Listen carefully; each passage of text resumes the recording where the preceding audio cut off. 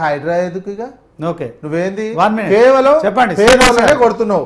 మీరు పేదల పక్షపాతి ప్రభుత్వం అని చెప్పుకుంటున్నారు, గరీబీ హటావో అంటారు. తర్వాత ఇక్కడ రేవంత్ రెడ్డి మాత్రం గరీబోంకో హటావో అంటున్నారు. మీరు ఎందుకని మరి ఇలాంటి కార్యక్రమాలు చేపడుతున్నారు? ఇప్పుడు మూసి సుందరీకరణతో ఒరిగే ప్రయోజనం ఏముంది? మురికి నీళ్ళ ప్లేస్లో గోదావరి నీళ్లు పారించండి. ఆ మురికి నీళ్లు ఆ స్మెల్ పీల్చుకుంటూ పేద ప్రజలు ఇప్పటికే మగ్గిపోతున్నారు, అనారోగ్యాల పాలవుతున్నారు. దీన్ని ఎందుకు తీసుకోవాల్సి వస్తుంది? మీరు మీ హస్తం గుర్తుంటే అభయహస్తం అందించాలి. మీరు భస్మాసుర హస్తం మరి భస్మాసుర హస్తంగా తయారవుతున్నారు మీరు అని చెప్పి బీఆర్ఎస్ పార్టీ నాయకులు మాజీ మంత్రి హరీష్ రావు గారు చెప్తున్నారు. ఇక మీరు అన్నట్టు హడావుడిగా ఉడావుడిన తీసుకోవడానికి అంత అవసరం ఏముందని కూడా ఇప్పుడు సోషల్ మీడియాలో ప్రచారం జరుగుతుంది. ఏం సమాధానం చెప్తారు?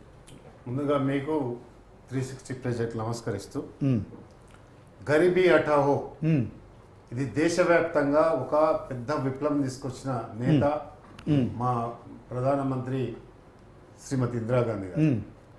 ఆ రోజున్న పరిస్థితుల్లో ఈ దేశంలో పేదలు మరో సొమాలియా ఉన్న ఆ సందర్భంలో ఈ దేశంలో గరీబీ అనేది ఉండొద్దని ఒక విప్లవాత్మకమైన మార్పుకు నాంది పలికింది శ్రీమతి ఇందిరాగాంధీ.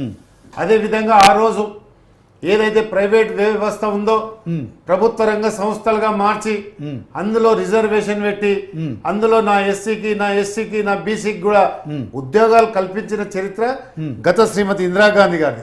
ప్రభుత్వ రంగ సంస్థలన్నీ కూడా ఉద్యోగాలతో నిండిపోయిన సంస్థలు. అదే విధంగా ఇందాక సోదరుడు వెంకటరెడ్డి గారు చెప్పారు రాజీవ్ గాంధీ గారు కేంద్రం నుంచి నేరుగా గ్రామ పంచాయతీలకు చేరాలని 73, 74వ రాజ్యాంగ సవరణ చేసి ప్రజలకు మేలుకొల్పి ప్రజలను అభివృద్ధి బాటలో పంపించింది కాంగ్రెస్ పార్టీ ప్రభుత్వాన్ని సందర్భంగా మనం చేస్తాం. అదే విధంగా రాజభరణాలు రద్దు చేసి ఇవాళ మీరు విశాఖ స్టీల్ తీసుకోండి, లేదంటే మన దగ్గర ఆర్డినెన్స్ ఫ్యాక్టరీ తీసుకోండి, ఈసీఎల్ తీసుకోండి, డిఎంఆర్ఎల్ తీసుకోండి, ఏదైతే రక్షకకు సంబంధించిన డిఆర్డిఎల్, డిఎంఆర్ఎల్ మిదాని ఇవన్నీ తీసుకుంటే కూడా ఆ రోజు ఉద్యోగ కల్పన కోసం ఈ ప్రాంతం అయితేనే బాగుంటుందనే ఉద్దేశంతో శ్రీమతి ఇందిరాగాంధీ గారు తీసుకున్న గొప్ప నిర్ణయం అని సందర్భంగా నేను చెప్పదలుచుకున్నాను. అదే విధంగా 10 సంవత్సరాలైన నరేంద్ర మోడీ గారు తెలంగాణ రాష్ట్రానికి కానీ అదే విధంగా దేశానికి కానీ ఏమీ చేసిన పాపన పోలేదని సందర్భంగా చెప్పదలుచుకున్నా. అదే విధంగా కేంద్ర ప్రభుత్వంలోని ఒక నరేంద్ర మోడీ గారు, అమిత్ షా గారు మతోన్మాద శక్తులను పెట్టేగింపే విధంగా వీళ్ళు దేశ పరిపాలన చేసిరని సందర్భంగా చెప్పదలుచుకున్నా. అదే విధంగా తెలంగాణకు రావాల్సిన విభజన చట్టాల్లోని హామీలు ఇంతవరకు ఎందుకు నెరవేరలేదని సందర్భంగా నేను అడగదలుచుకున్నా.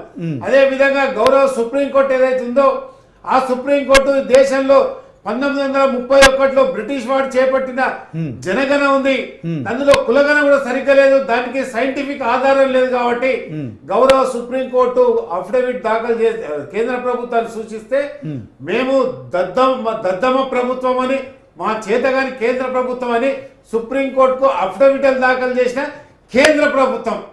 ఇక హైడ్రాకు వస్తే శ్రీనివాస్ గారు, హైడ్రా అనేది ఒక కులానికో ఒక మతానికో ఒక వ్యక్తులకో సంబంధించింది కాదు. గౌరవ ముఖ్యమంత్రి గారి మేధో మదనంలో పుట్టిన ఒక మానస పుత్రిక హైడ్రా అని చెప్పక తప్పదు.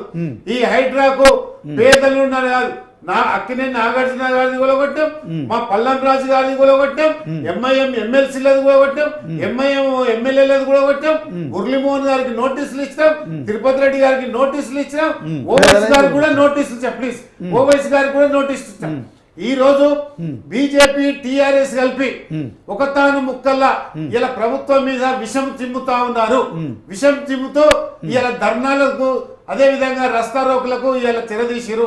నేను గత ప్రభుత్వంలో ఉన్న కేటీఆర్ గారు గాని, కేసీఆర్ గారు గాని, హరీష్ రావు గారు అడగదలుచుకున్న, గతంలోనే మీరు ట్యాంక్ బండ్ కొబ్బరి నీళ్లు చేస్తున్నారు, ఏమైంది మీ బుద్ధి అని ఒక్క నిమిషం ప్లీజ్, ఒక నిమిషం అవుతారు. అదే విధంగా ఈ రోజు మేమేదో పేదల పక్షాన పేదల పట్ల ఏదో నిరంకుశంగా వ్యవహరిస్తున్నారని ఇలా సోషల్ మీడియా వేదికగా ఇలా హరీష్ రావు గారు, కేటీఆర్ గారు ఇలా ప్రజలు రెచ్చగొట్టించారు.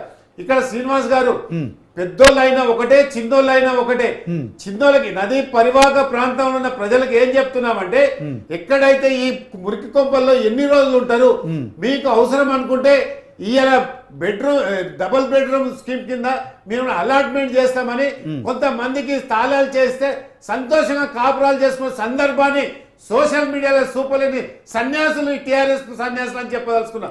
అదే విధంగా